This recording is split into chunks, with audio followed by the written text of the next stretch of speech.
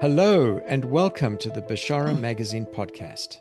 I'm Nikos Yangu, podcast editor for the magazine, and I'm joined by our executive editor, Jane Clark. Hello, Jane. Hello, Nick. Today we interview Clare Carlisle, Professor of Philosophy at King's College London and author of the recently published book, Transcendence for Beginners. For Clare, philosophy is not just an academic discipline, but about the way we choose to live our lives and conduct ourselves in the world. She is especially interested in the way that human beings can embody wisdom and goodness, and how our lives, in the way they unfold and the shape they make, reflect the whole of the cosmos. She sees the literary genre of biography as a useful way of exploring these themes, and amongst her 8 published books are the acclaimed lives of Spinoza, Kierkegaard and George Eliot, the last being described by John Carey as the best book I've read on Eliot. She is currently president of the British Society for Philosophy of Religion, and in 2024 she was invited to give the prestigious Gifford Lectures at the University of St Andrews. These lectures became the source for Transcendence for Beginners, and we are very pleased to have an opportunity to talk to her about it. Welcome, Clare, and let's start with an opening question from Jane. So, Clare, welcome. It's very nice to meet you in person. So, can we begin by asking you a fairly general question? And you say in your book that your overall purpose is to explore how genuine wisdom and goodness is transmitted by human lives outside of religious structures as well as within them, sort of unquote. So you see this as being the real purpose of philosophy, to help us all to live what you would call perhaps good lives. Can you say something about this? Well, I wouldn't say that that's the only purpose of philosophy, but in a way, I don't think you need to be a philosopher to be thinking about living a good life. In a way, I think we all probably want that or, care about it deep down.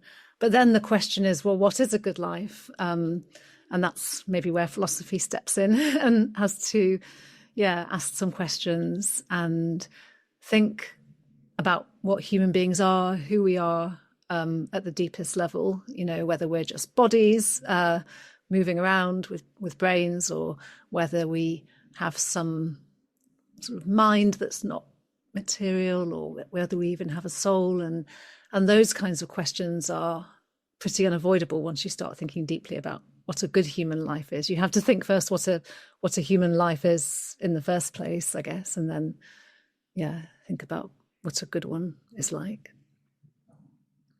This seems to return us to this notion that you bring up so well in your book, this Greek idea of dokalon, variously translated as nobility, fineness, beauty, virtue, or radiance, as it can be exemplified in people. So can you say more about this idea of how a life can be lived according to beauty? Because perhaps this is the way in. This is the way in, isn't it?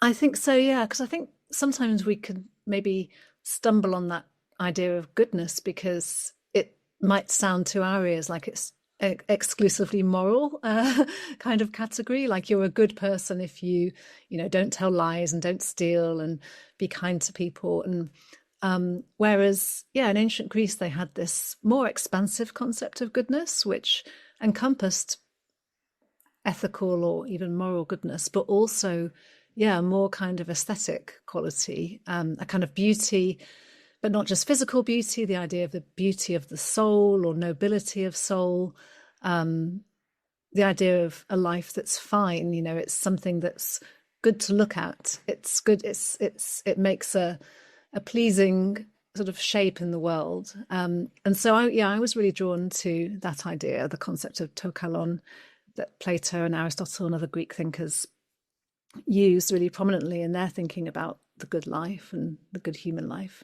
also.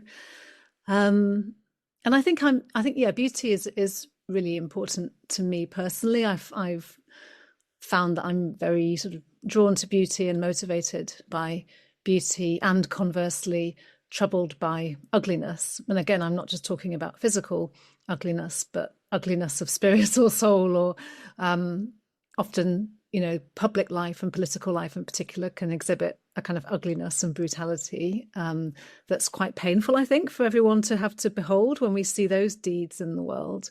So it cuts both ways. It's not all about beauty, and unfortunately it's also humans are sensitive to kind of the opposite of beauty, and pained and troubled by it, I think. Yeah, you also bring this out in George Eliot's understanding of this principle, that it's not only in the lives of important people, great men, that we see this, but more perfectly expressed in small lives and in everyday acts of selflessness and kindness, and even in people who may be seen as flawed in some way. So, and I was also taken by this other Greek phrase that you mentioned of anthropos epiphanos, which is really interesting because it's about, it refers to the hero, but it translates as a radiant or manifested human being. Yeah. And so there's this interesting interplay between this ideal of the of the hero versus as a manifestation of Dagalon, but also in the lives of everyday people, flawed everyday people. Yeah, exactly. So again, it goes back to that idea of life as a kind of aesthetic spectacle, that lives are public things, that other people are, we watch each other, we see each other, and we're often performing in public in some way, even if it's just walking down the street and, choosing to look a certain way or whatever. So yeah, human life does have this, I guess, performative, visible quality. And then, of course, there are particular people who are especially visible, celebrities, public figures, in traditional terms, great men, statesmen or great poets or great scientists, people who become famous and celebrated for their position in the world. So their lives are especially visible and are often held up as exemplary lives for others to admire. And what I found really interesting about George Eliot was the way she, I think she was very attuned to this idea of life as an aesthetic thing, the idea of the beauty of the life, the beauty of the soul. But she wasn't just interested in sort of great historical figures. And in fact, I think she was deliberately subverting that, patriarchal idea of these great men who made history, and wanted to think that what she called hidden lives were also manifestations of goodness. And there's something paradoxical about that it's hidden, but it's also making goodness manifest in a way, but it might be manifest in ways that are only a few people might see, only visible to a few people who might themselves be obscure. So these aren't lives that are documented in history books, or, people who have a Wikipedia page or whatever, but they're still lives that make a difference in the world and can be beautiful and can be radiant. And I mean, this is something she makes really explicit at the end of Middlemarch when she talks about Dorothea, the heroine, and she talks about her hidden, buried life that had still contributed some goodness to the world, even though we can't really tell what shape that takes. You've also talked about the idea that most of us through our lives are actually influenced by encounters with people who hold this quality for us, that they can change the direction of our lives. You talk about a couple of people that you yourself met in your book. Yeah, that's right. So the book started life as a series of lectures that I was invited to give up in Scotland at St Andrews University. And they invited me to go, and I had to give 6 lectures. And so as I wrote the lectures, I was thinking about what it is to sort of give a lecture, or what it is to teach other people. And when you're lecturing, you're standing on a stage and you're visible, and other people are looking at you and listening to you and hoping you'll say something worthwhile and interesting and so on. So I guess it made me think about, well, who are the teachers who have influenced me, and why were those teachers special? What in particular did they teach me? And it wouldn't just be, they gave me lots of knowledge of this philosopher or that novelist. It was much more, I think the teachers who are really important exhibit themselves to us. They exemplify a certain way to be a person, and we see them and we take inspiration from that. So I talked about an academic, a philosopher called Jonathan Lear, who sadly passed away a few months ago. He was a very eminent philosopher who taught at Chicago for many years. He was also a psychoanalyst, and he and I both shared an interest in Kierkegaard, but he was also an expert in Greek philosophy. Anyway, I describe in the book how when I was quite young, in my 20s, I went to a lecture that he gave, and it really inspired me in a really deep way. Not just that it was an interesting lecture, but it made me think, maybe I could have this kind of life. Maybe I could be a teacher, and I could do philosophy. And I already had a PhD in philosophy by this point, but I didn't have such a sort of deep sense that this was a career path that would be right for me and meaningful for me. Whereas Jonathan Lear embodied a certain way of being a philosopher that I connected with.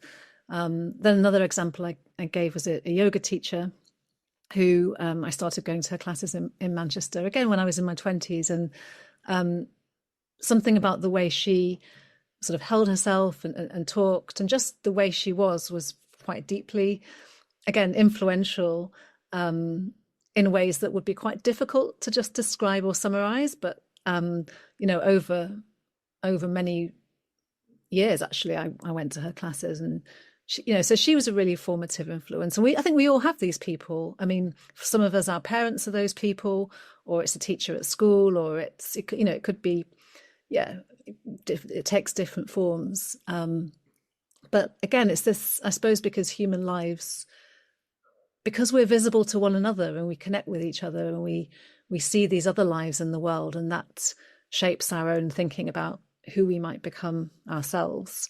So each one of our lives takes shape through these encounters, and in particular through these, very significant encounters that will be formative for us. And I mean, this is something we're all familiar with, but it's maybe not talked about that much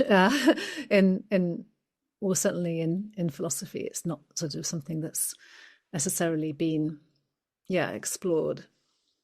This line of thought obviously feeds into your work as a biographer.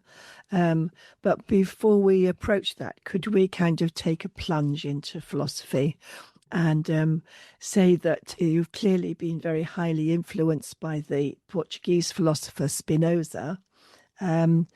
And you describe how Spinoza was a contemporary of Descartes, who, of course, had such a profound effect upon Western culture. But whereas Descartes kind of fragmented reality and saw each of us as sort of a separate individual substance, like you say, like a separate individual substance looking at other individual substances or living our lives. Spinoza thought there was actually only one substance, and that we are each modes of it. And I believe I said, the exact phrase is, we are modes of the infinite. So you describe this as being like waves on an ocean, or a metaphor that I particularly liked, like a smile on a face. Can you say more about what this kind of viewpoint would mean in terms of understanding our own lives?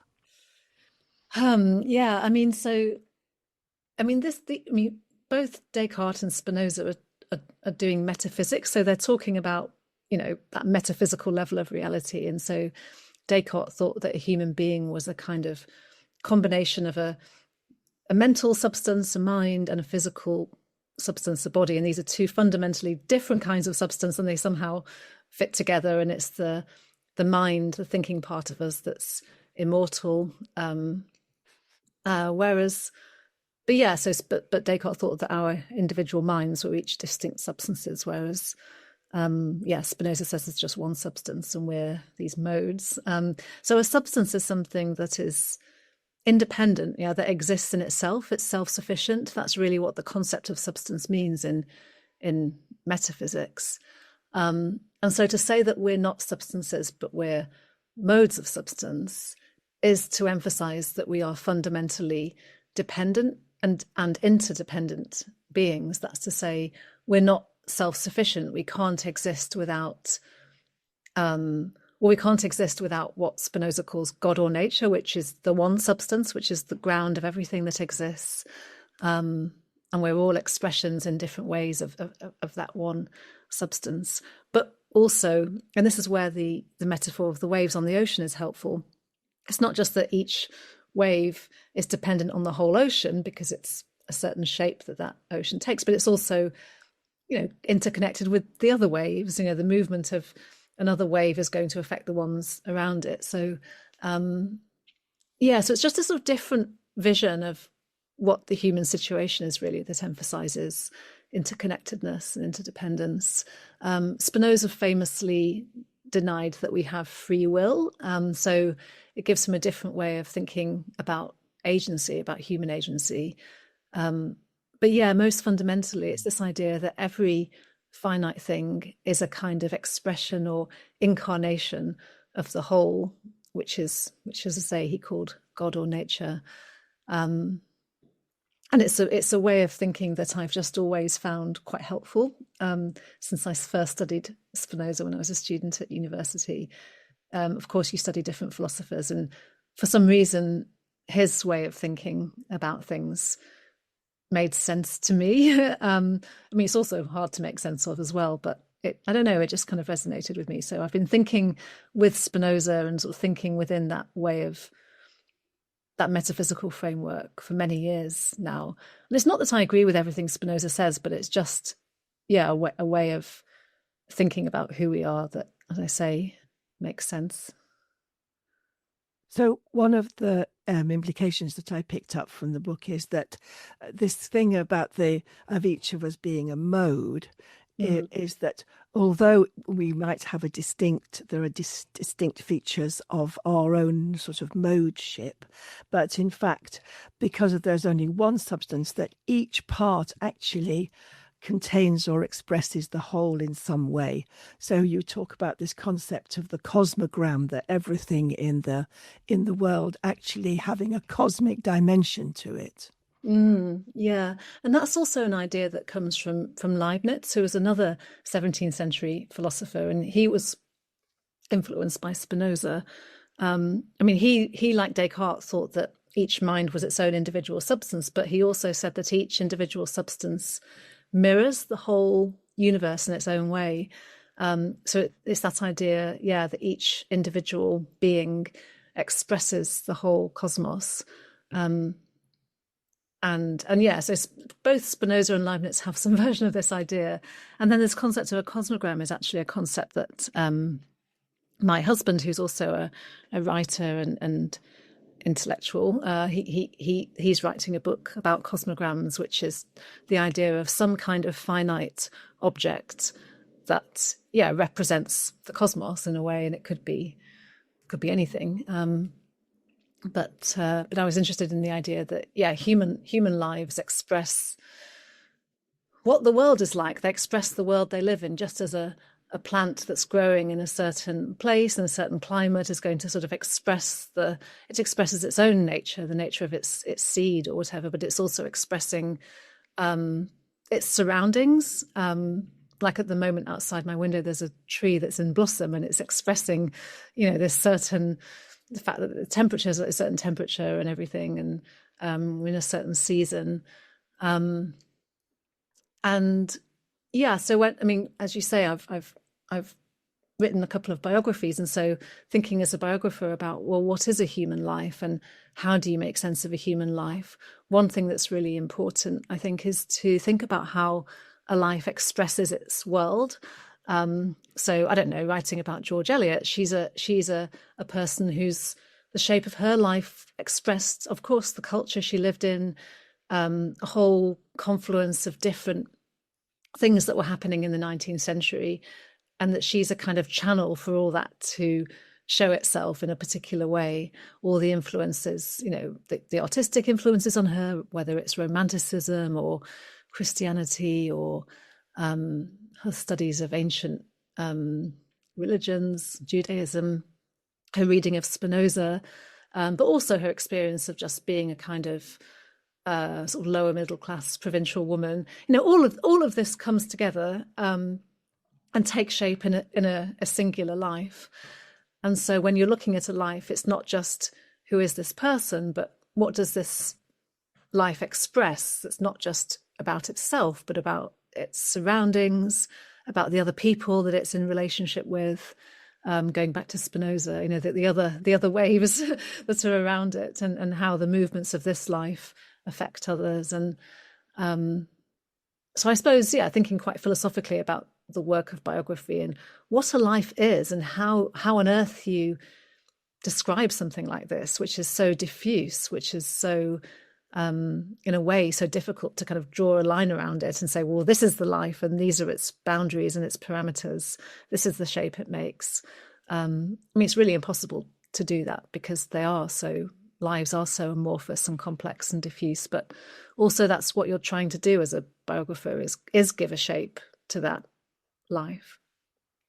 I think you're basically also referring to this other concept you bring up in your book about the milieu.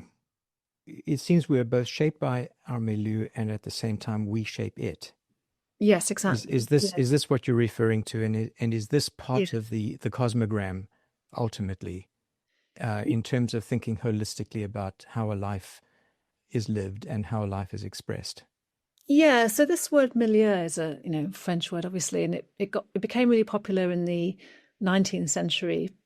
First of all, among scientists who were thinking about the environment, the idea that organisms adapt to their environment. Obviously, like people like Darwin and Lamarck were thinking about this. So they were studying life within a certain environment or milieu. So that's sort of concept, which is, you would think that the milieu of any living thing is quite a kind of local surroundings. A particular habitat, a particular climate, or whatever, a sort of an ecosystem of some kind. But then I suppose if you're thinking, more philosophically or more metaphysically inspired by people like Spinoza and Leibniz, who weren't just thinking about the way individual things were connected to their kind of local surroundings, their culture, their family, but to the cosmos as a whole. How does each of us connect to the whole of reality?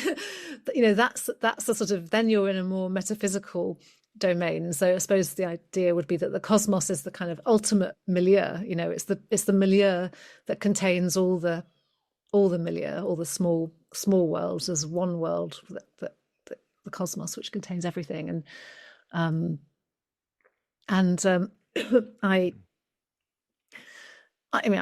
wrote the book after writing my biography of George Eliot, and I came to see as I worked on Eliot that this was what she was thinking about, particularly in her late novels. So a little bit with Middlemarch, but more so with Daniel Deronda. The milieu becomes this cosmic thing, where she's thinking about the drama of a human life in these cosmic dimensions, where you've got these characters, but then she talks about the planets and the gods and the stars, and she sets her characters in this cosmic milieu.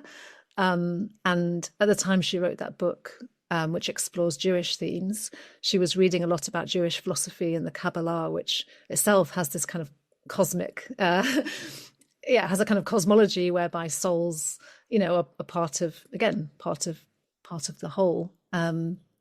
And they have a purpose within that cosmos. So anyway, these are ideas that I got interested in sort of exploring through reading Eliot's, really.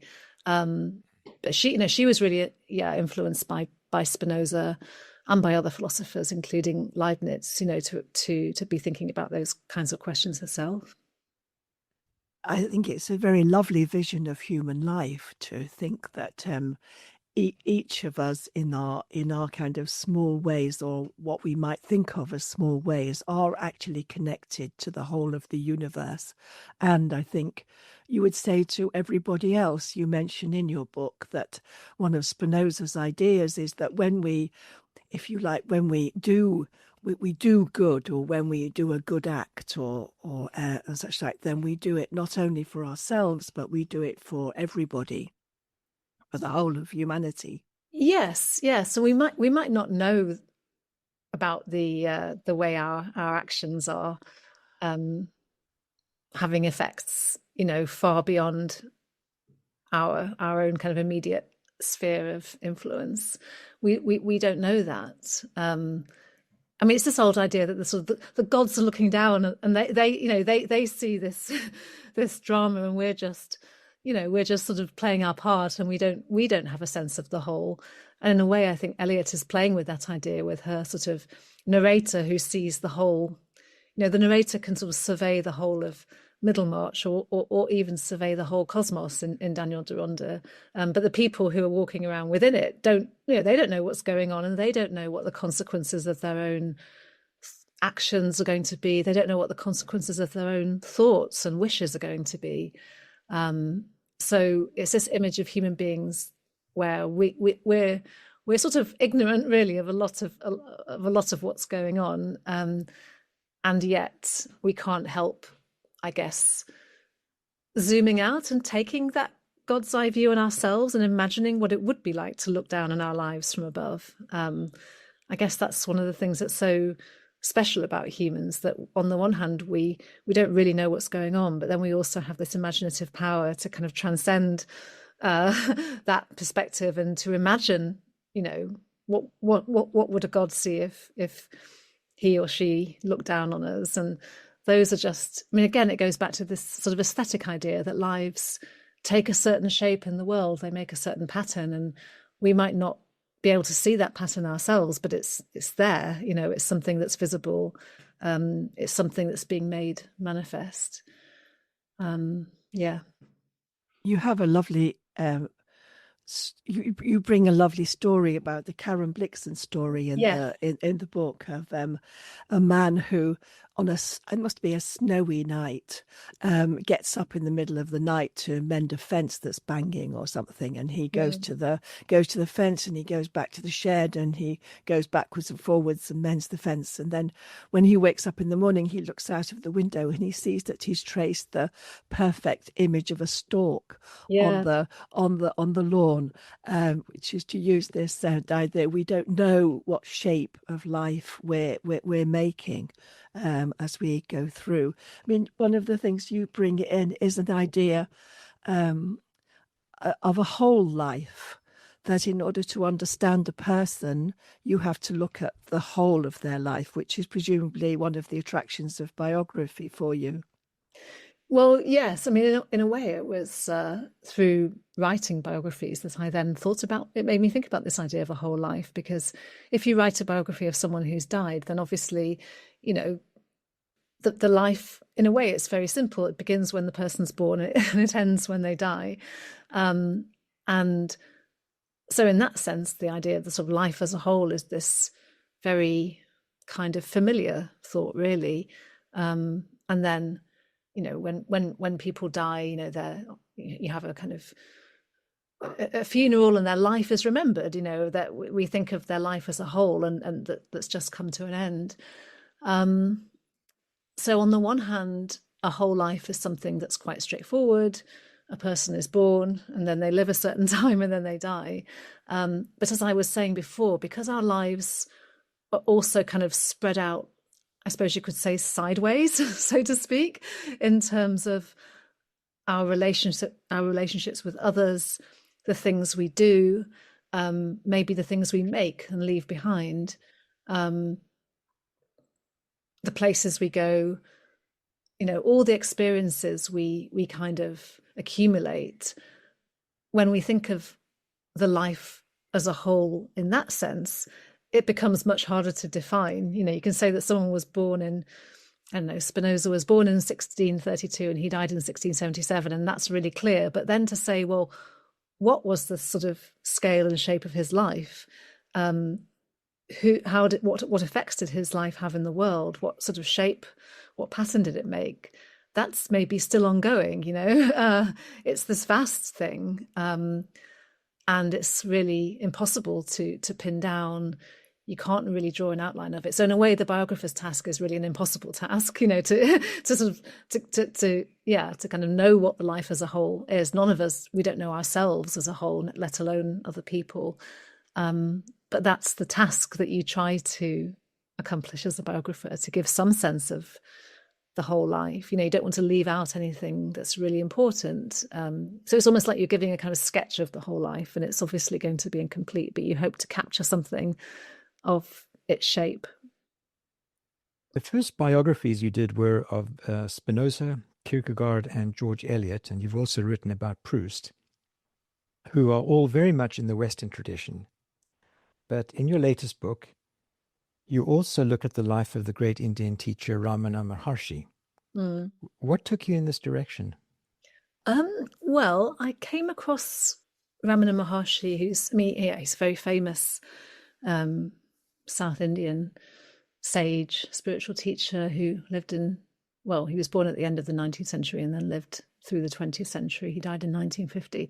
He's very, very, very famous in India. You often see his photograph in like taxis or different places in India, or shops or whatever. He's venerated by a lot of people there.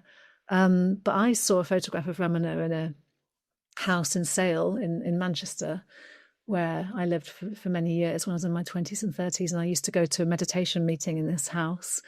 And there was a picture of Ramana on the mantelpiece in the house. And so, and the house sort of belonged to the meditation teacher, who was an elderly man called Russell. And he often talked about Ramana, not that he'd met Ramana in person. He'd never been to India, but he'd had a sort of vision of Ramana when he was going through a kind of spiritual awakening as a young man, and had this really profound sort of encounter with Ramana. Through I don't know, I don't understand how that happened, but it happened. And anyway, so he talked about Ramana a lot, and his photograph was there. And so that's how I first heard of him. And then I guess, just through sort of doing meditation and yoga, I met other people who went to India and who had visited Ramana's ashram there, because the place where Ramana used to live in South India, it's an ancient pilgrimage site. There's a holy mountain there and a big temple. And that's where Ramana spent almost all his life. And there's now an ashram that's devoted to him there. So I'd met people who'd been there and who told me about it. So it was one of those things where I sort of encountered Ramana in a few different places. So I kept hearing about him from a few different people, independently of each other. And all these people were people who were sort of, people I was interested in, or people who were significant for me. So it made me curious and want to go to the ashram myself. And I did go. I've been there quite a few times and been to the mountain where Ramana lived in a cave for many years. So yes, I became interested in him and his life story, because his life story was quite remarkable, in that when he was 16 years old, he had some kind of spiritual awakening process.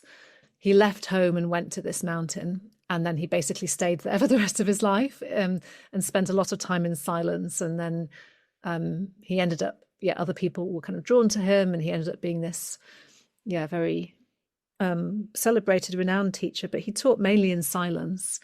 So his life was, on the one hand, extremely simple. Like he was born. When he was 16, he traveled to Tiruvannamalai, to the mountain, which is called Arunachala. He lived there and he died, and but he had this extraordinary influence through a life that was actually very still. Like, he stayed in one place, and he had this inner stillness as well that was his special quality, and he was able to kind of share that quality with people who came to see him and sit with him. So it's amazing that a life that is really distinguished by stillness and silence could be such a kind of large life in the world and could become so visible. Maybe it says something about human beings that they can recognize something of value in that kind of a life, which is outwardly, there's nothing to see in a way. He's just this person sitting there.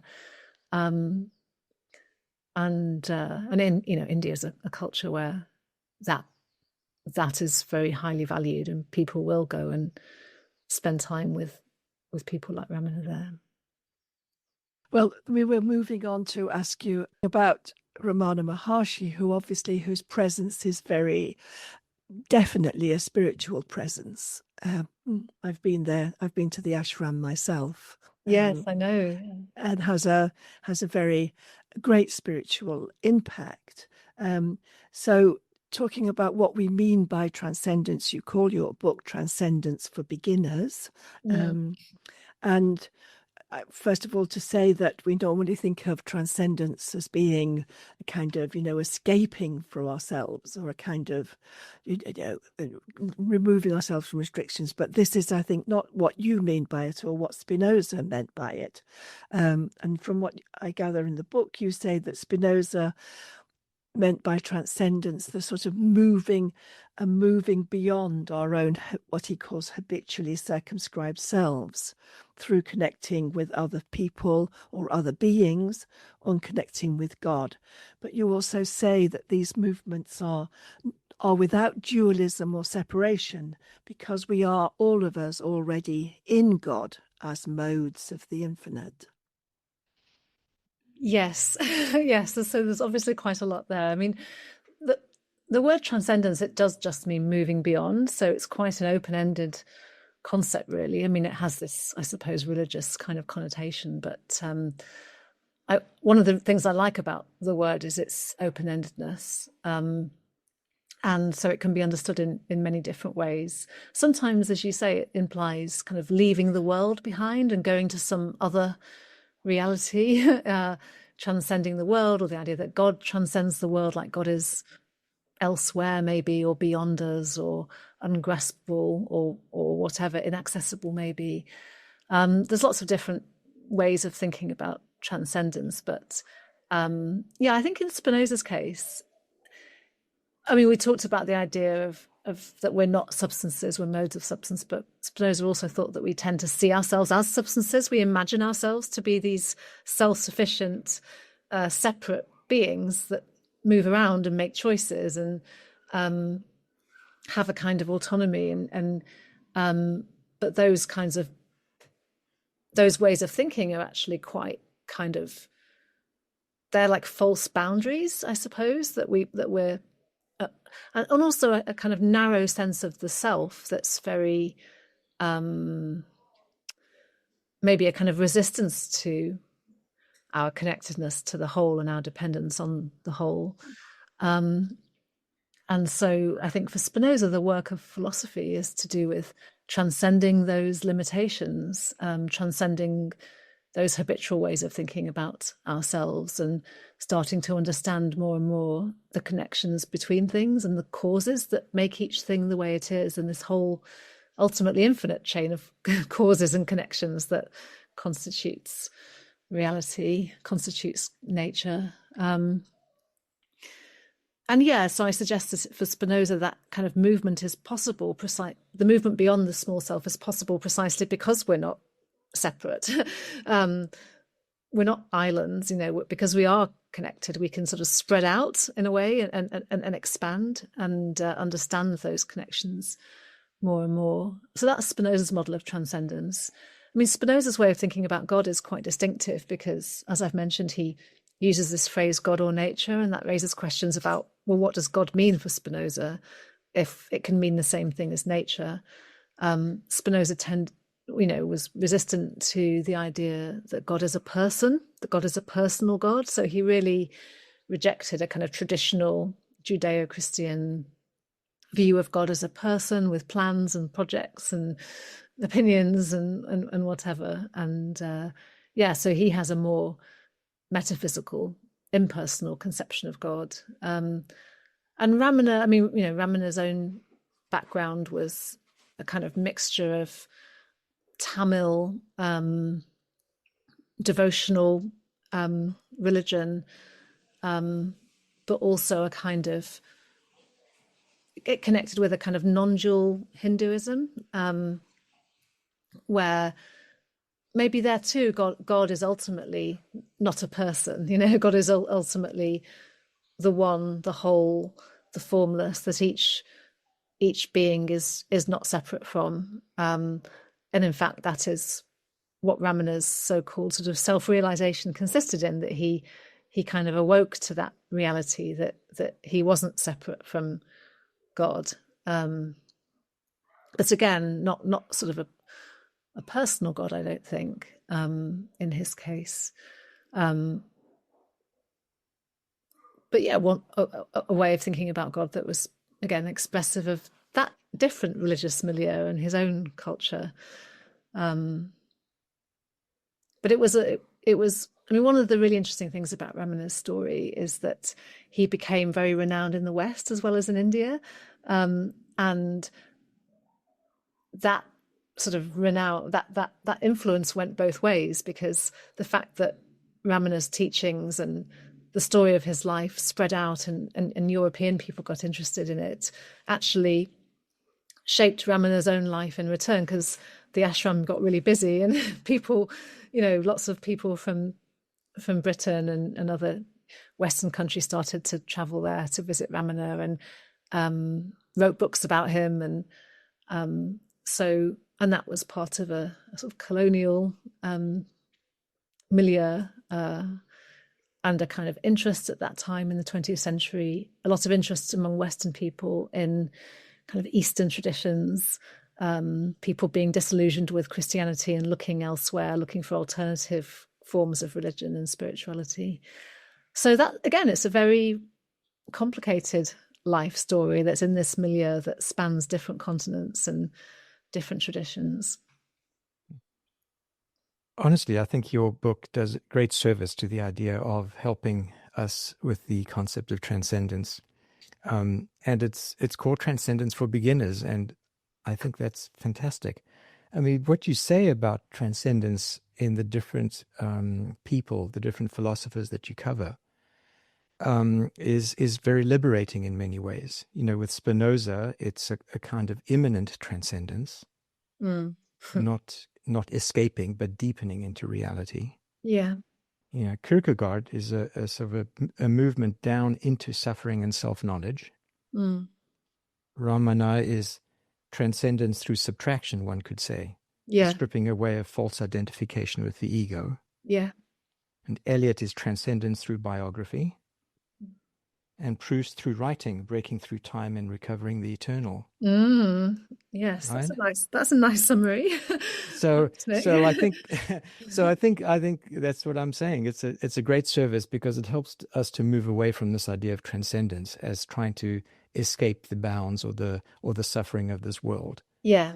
This is a very different movement, a very different way of embracing life, and seeing that it's possible here in this life to live a life in the form which has a kalon, so a type of radiance. So maybe we could wrap up on this point, Claire, if you'd like to just say a little bit more about that in particular. Well, I mean, I think you've said it really nicely. It's always nice to have your own book sort of summarize, because actually, no, seriously, when I was writing the lectures, which became the book, I always really struggled when people asked me, well, what are they about? I found it really hard to sort of describe them or to summarize them, and it felt quite elusive, and it was almost like I was kind of, actually, it's ironically, it's a little bit like the story, the Karen Blixen story, where you're sort of following a path and you're not quite sure what shape you're making, but there is a shape there. You also say something very nice about it being for beginners. Yeah. Meaning, and I think you imply in what you say about that we never actually move beyond the stage of being a beginner in these matters. Well, that's right, yes, because I think in these these really big questions, religious questions. None of us really know, what lies on the other side of death. Like none of us really know why we're here, and we're all in the same. We're all kind of in that state of beginning, I think. And I guess I was also thinking quite a lot when I wrote the book about childhood, because when we think about the meaning and shape of a life, we often think about the childhood, that the childhood's so important. When we make sense of who we are now, we look back and think, oh, well, this was what we're always trying to sort of make sense of who we are. And so much of it is, goes back to childhood. So I wanted to, I guess, explore that childhood perspective a bit. And so the idea of beginners also is a bit of a nod to that as well. But also, I think on these questions, we're all beginners. Certainly I'm, I didn't want to put myself up as a sort of authority on any of this, because that just doesn't seem appropriate on these questions. Well, thank you for your work. We'll enjoy the next one when it comes out, but this one is great reading. Thank you so much. Thanks so much. Thank you for those really thoughtful questions as well. I enjoyed hearing your own, what you found interesting in the book. And thank you so much for your time and agreeing to speak with us. We really appreciate it. Oh, yeah. No, you're welcome.